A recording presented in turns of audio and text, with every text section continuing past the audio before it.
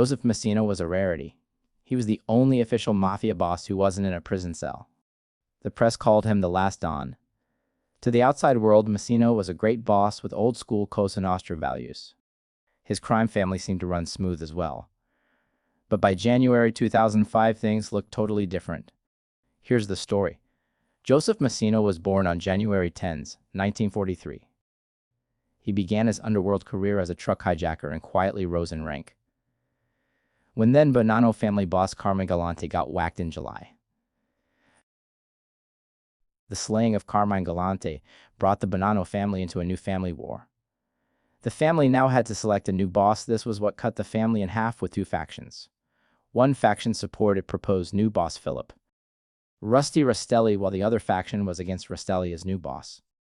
Massino supported Rusty Rastelli and aligned himself with him, just as Capo Sonny Napolitano, Sally Ferrugia, and Consigliere Steve Cano. The faction that opposed Rusty Rastelli was made up out of Captain Caesar Bonventre, Philip Lucky, Giacone, Dominic Big Trinchera, and Alphonse Sonny Red and Delicato. Eventually, the faction supporting Rastelli won, killing 3 captains of the other faction in a shotgun ambush. It has been rumored that Massino was one of the shooters at that ambush. Rastelli became boss, and it seemed that finally all would be well within the ranks of the Bonanno family. All was well until the FBI paid Sonny Black a visit. They had a message for the family. For 6 years, they had an undercover FBI agent within their ranks. The famous Donnie Brasco, aka Joseph D. Pistone, had infiltrated the Bonanno crime family. And before the Bonanno members what happened, it was raining indictments and members were murdered. Sonny Black, blamed for bringing Donnie Brasco too close to the family, was found shot to death with his hands cut off. Massino wasn't whacked, he was just indicted. In 1986, Massino was convicted and sent to prison on charges stemming the Bonanno's control of Teamsters Local, the union that represents furniture movers. During his trial, when Pistone walked past Massino on his way to the witness stand to testify against him, the adversaries eyed each other. "Hey, Donnie," Massino reportedly said, "who'd you get to play me in the movie?" Unfortunately for Massino, the movie Donnie Brasco with Al Pacino and Johnny Depp was more about Sonny Black's crew than his. When Philip Rusty Rastelli died in 1990, Massino was the obvious choice for a new boss. When Massino went to prison, the Bonanno family was on its way to extinction. Its members, considered mob outlaws, did not have a seat on the mafia's fabled commission, the governing group that oversees the city's 5 crime families. An internal war left several members dead, and rampant drug dealing in the family brought intense pressure from the Drug Enforcement Administration and the Federal Bureau of Investigation. When Massino came back, he had a lot of work to do. In 1993, Joseph Massino was released from prison and came back to work. He ran the Bonanno family with Salvatore Vitale, his brother-in-law, as underboss, and 73-year-old Anthony Sparrow as consigliere. Under Massino's lead, the Bonanno crime family has turned around completely. Massino is known as an electronics whiz with a penchant for secrecy and discretion. He lives modestly with his wife in Howard Beach, Queens, a few blocks from the home of his friend, the late Gambino crime boss John Gotti. He's careful. "He's a very smart guy," said one NYPD organized crime detective. "He's wise to surveillance, and he lives by the old-school rules. He believes in keeping La Cosa Nostra secret." Massino was the level-headed leader who stopped the erosion of the family power. He shut the Bonanno social clubs and avoided other situations that might invite surveillance. Massino has denied any involvement in La Cosa Nostra and has accused the federal government of bias against Italian Americans. His principal source of legitimate income, authorities say, is King Caterers, a Farmingdale, LI business that provides food to street vendors. He also is part owner of the Casablanca restaurant in Maspeth, Queens, where he likes to enjoy the finer Italian cuisine in the city and meet with other mobsters. Casablanca once hosted a sit-down of the mob's ruling commission, authorities said. It's a joint where you could round up the usual suspects. 2 Bonanno capos were regular guests at the restaurant. It seemed Massino was doing a great job running his crime family. The Bonanno family regained its seat on the commission, and its crews have beefed up longtime interests in narcotics, unions, loan sharking, gambling, and joker poker machines. Massino looked like he was untouchable. Even his Bonanno family seemed untouchable. But at the year's end, things around Massino started to crumble. His underboss and consigliere both went away. Spiro was indicted on a racketeering and murder charge and was found guilty in 2001 and sentenced to life in prison. Massino didn't panic and replaced him. Anthony Graziano was promoted to consigliere and was seen in company of Massino on flights to Mexico and Italy. However, unfortunately for Massino, Graziano was indicted again in 2002 on murder conspiracy, drug trafficking, extortion, and illegal gambling charges allegedly committed in the past 12 years.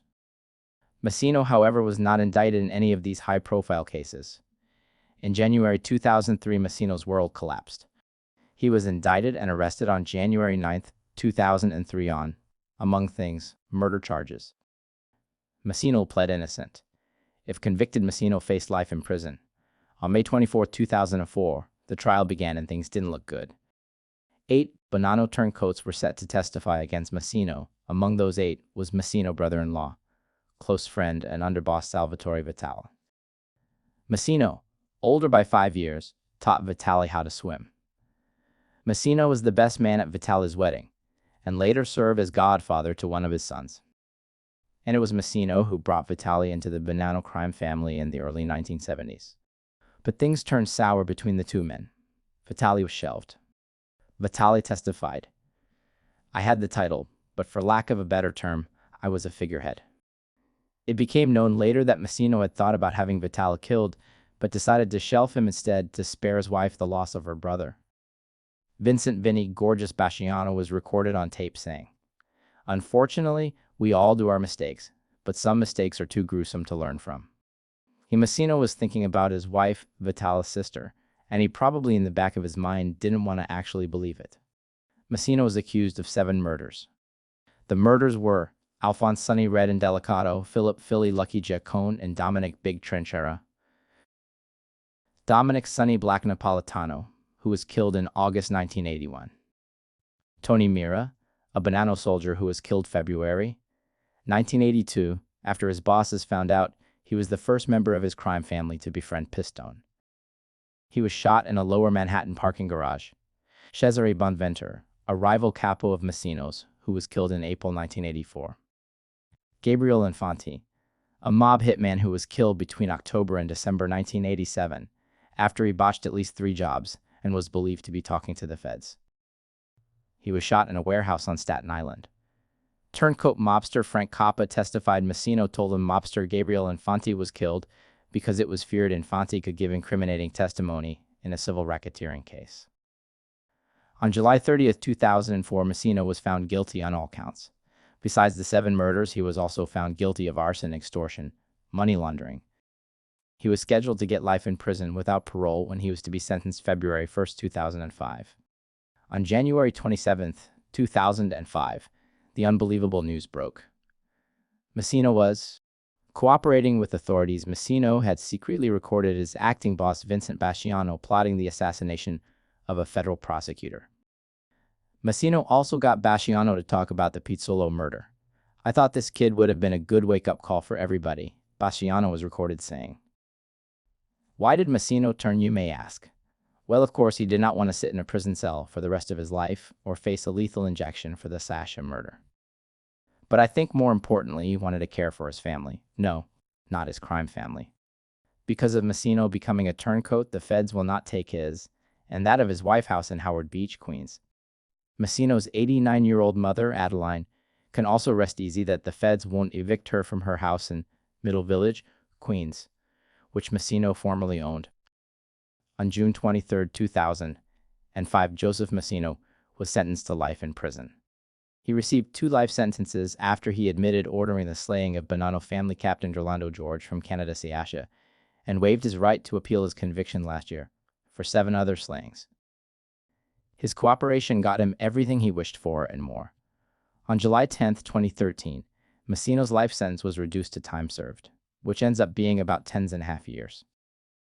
He was the sole culprit behind all the crimes committed by members of his Massino crime family, was sentenced to life in prison, faced the death penalty, and will now be able to live out the rest of his life in freedom.